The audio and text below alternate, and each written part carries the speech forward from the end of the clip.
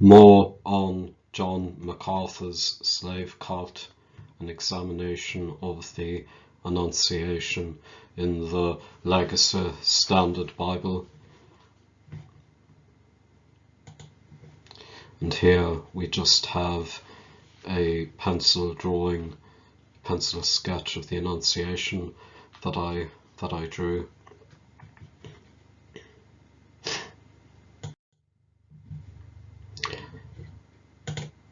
And Mary said, Behold, the slave of the Lord, may it be done to me according to your word.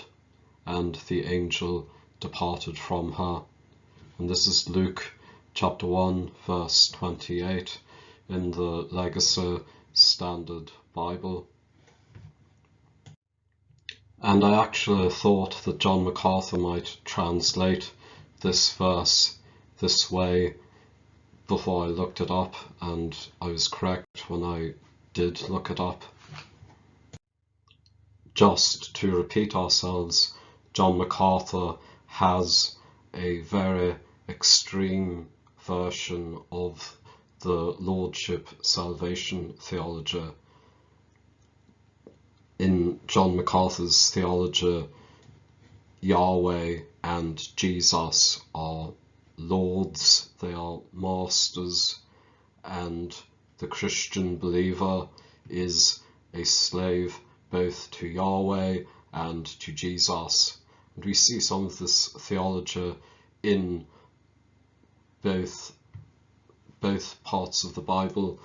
For example, the Hebrew name Obadiah means slave of Yahweh, Neved Yahweh, that's what, or Neved Yah, and you get Obadiah from that. So this theology, I think, is to be found in some of the writings of the Bible.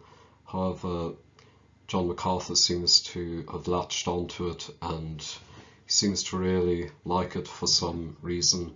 And I think that this Legacy Standard Bible translation, it accentuates this theology. Although I don't think he made it up, I think this theology is actually in the Bible.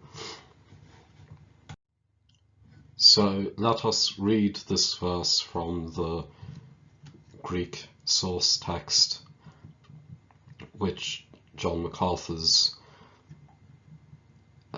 professors would have been translating from, and the translation committee of the NASB would have been translating from.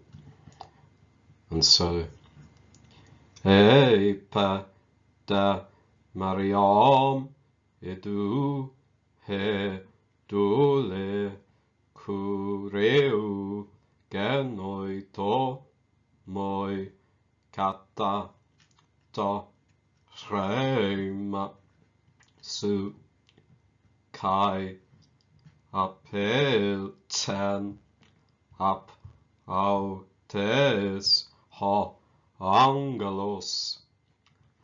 This is Luke 1:38 in the Textus Receptus 1894. And the word that John Macarthur translated as slave is this word here, doule. And I actually agree with him, this word should be translated as slave. Doule is the female equivalent of doulos, which means male slave. So doule means female slave. And so I actually agree with John Macarthur here. I think this should be translated as slave or female slave. However, just because this is an extremely accurate translation, I think it makes the text look repulsive.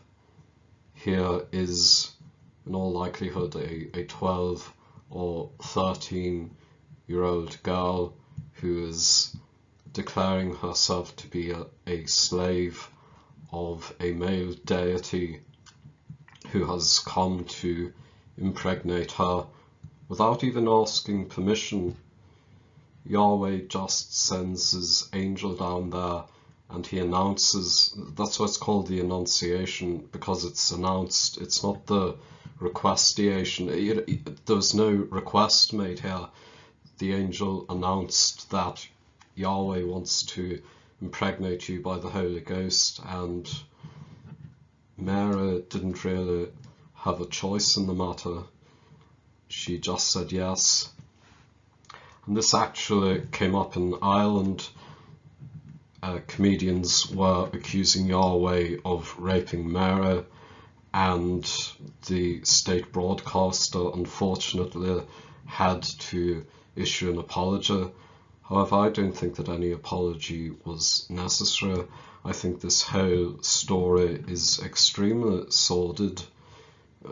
The whole tale of forcing a pregnant 13-year-old girl to migrate to a stable in Bethlehem, and Joseph was probably much older, probably 40, perhaps 50, perhaps even 60. According to church tradition, he was a lot older, and she gives birth in a stable. And I think that this is an extremely sordid tale, an extremely sordid tale. Let us take a look at this verse when we transliterate it. For you who don't know Greek, I think that when I transliterate it, you might get some more out of it.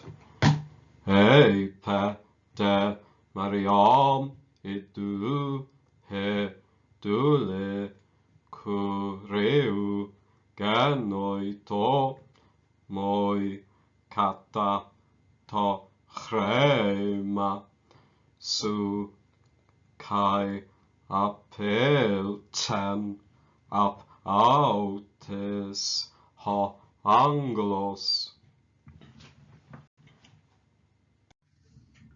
When we translate this, we get, and but Mary said, behold, the Lord's female slave. It would be ideal if it happened unto me according to thy word. And the angel went away from her.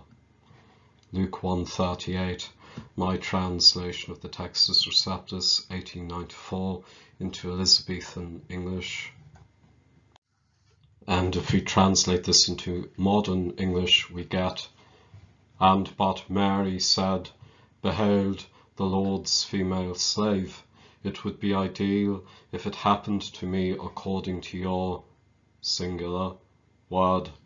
And the angel went away from her. Luke 1:38, my translation of the Textus Receptus, 1894, into modern English.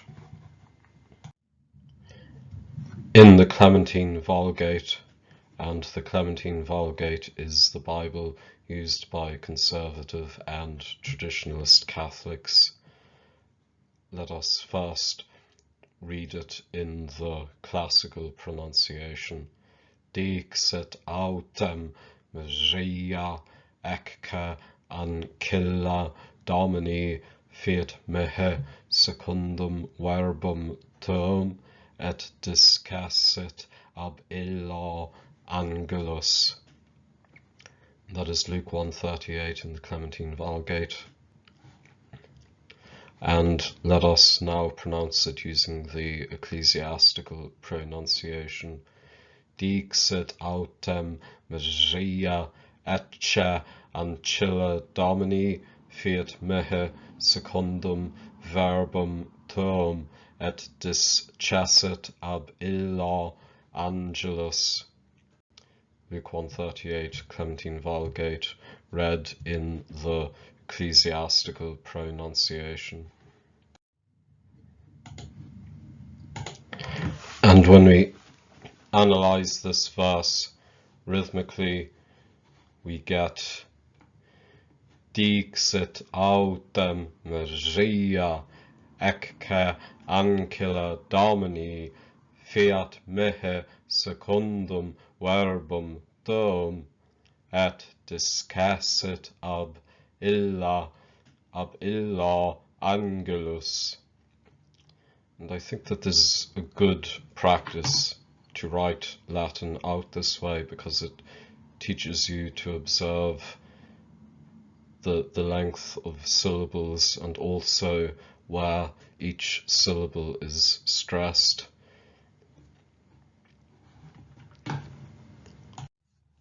And when we translate this verse from the Clementine Vulgate into Elizabethan English, we get, "And but Mary said, Behold, the handmaid of the Lord, let it be done unto me according to thy word. And the angel went away from her." Luke 1:38, my translation of the Clementine Vulgate into Elizabethan English. And when we translate this into modern English, this verse from the Clementine Vulgate, we get, "And but Mary said, Behold, the handmaid of the Lord, let it be done to me according to your word. And the angel went away from her." In the Castellio Bible, published in 1551, this verse is, "Tom Maria ecce me domini servam veniet mehe ita ut tu dixit ita angelus ab ea discessit." Luke 1:38, Castellio Bible.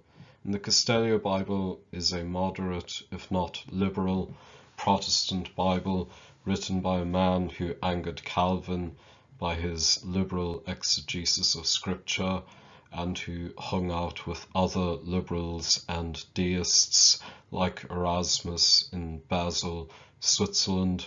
Its style is aristocratic, I would say scholarly, classical and humanistic, whereas the Vulgate was written in a style of Latin that the common man could once understand. That is why the Castellio Bible is much harder to read than the Vulgate, which is why I've begun to read it, because I want my ability in reading Latin to improve somewhat. I can make good sense out of the Vulgate, but I want to eventually be able to read harder texts. When we rhythmically analyze this verse, we get, "Tom Maria ecce me domini servam veniat mehe ita ut tu dixit ita angelus ab ea discessit." When we translate the Castellio Bible into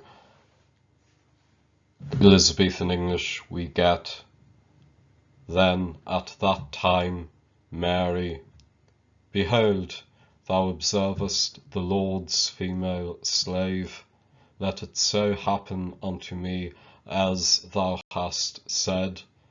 And so the angel went away from her." Luke 1:38, my translation of the Castellio Bible into Elizabethan English. When we translate this verse from the Castellio Bible into modern English, we get, "Then at that time Mary, behold, you observe the Lord's female slave, let it so happen to me as you have said. And so the angel went away from her." Luke 1:38, my translation of the Castellio Bible into modern English. And so what is the problem? Well, RTE, which is the Irish state broadcaster, apologises for mock broadcast which depicted God sentenced for rape. RTE has apologised for any offence that may have been caused by the broadcast of a comedy sketch which depicted God being arrested for rape. In a statement released this afternoon, RTE acknowledged that some viewers were offended by the Waterford Whispers sketch. Approximately 600 complaints have been made so far about the sketch since it was broadcast on New Year's Eve. RTE recognises that matters which can cause offence naturally differ from person to person within comedy and satire in particular, the statement read. And to me, I don't think they really should have apologised, because we have this God character turning up. We have a male God character called Yahweh turning up. We have this male angel called Gabriel turning up. We have this 12-year-old girl, I think she could have been 12, a Nangara in Hebrew, or marriageable girl, I think is 12, or at the very latest 13. So Mary was probably 12 or 13 at this time. So yes, so we have this male God character called Yahweh showing up. We have this male angel character called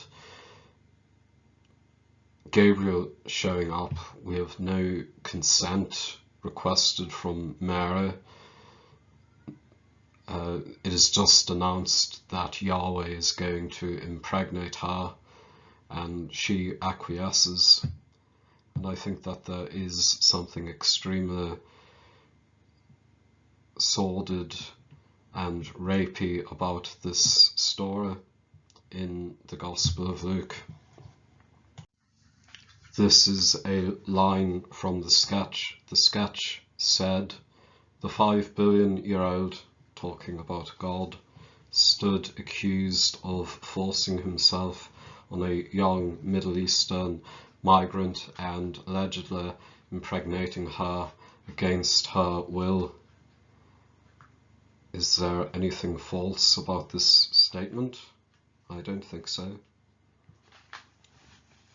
And I could just imagine if Christopher Hitchens was alive, how angry he would be.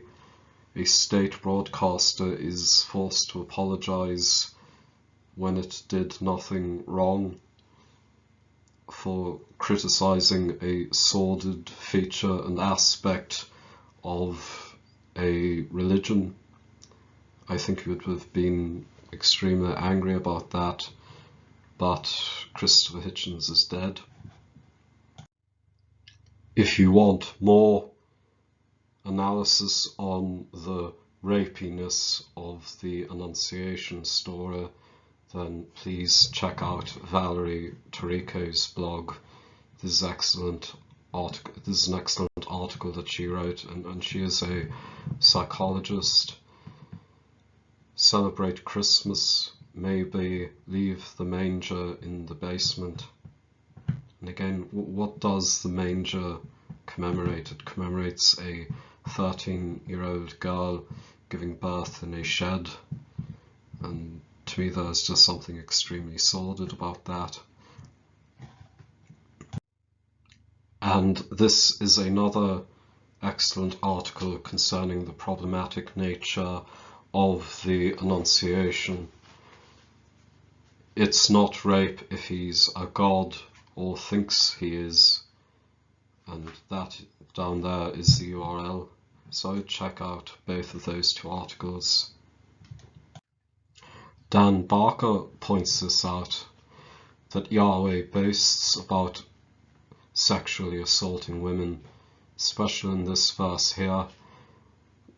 "I also have made bare thy skirts before thy face, and thy shame hath been seen." So there's Yahweh talking, and he's threatening sexual assault. And some people even go so far as to say that this is just a Hebrew euphemism, that this here is just a Hebrew euphemism for rape. In that case, it's Yahweh himself raping them, but let us be generous, and I always treat the biblical text as generously as I can, because it's still damnable even when I treat it as generously as I can. But so let's treat the text as generously as I can. Yahweh here is the celestial pussy grabber. He's sexually assaulting these women, and he's boasting about it. And Dan Barker, in his excellent book, The Most Unpleasant Character in All Fiction, he goes through the rapiness of the Old Testament God, which is also the Christian God, which is also the God of these 600 people who complained to RTE. And here is another graphic that I found online. Yahweh breathing threatenings of rape and slaughter. These are all times when Yahweh or people endorsed by Yahweh, he either threatens to rape them or actually has people come in and rape them. So, pretty despicable God, this. And I think that the comedian who satirised this God in Ireland was going soft on him. This is a God that not only rapes people, he boasts about it.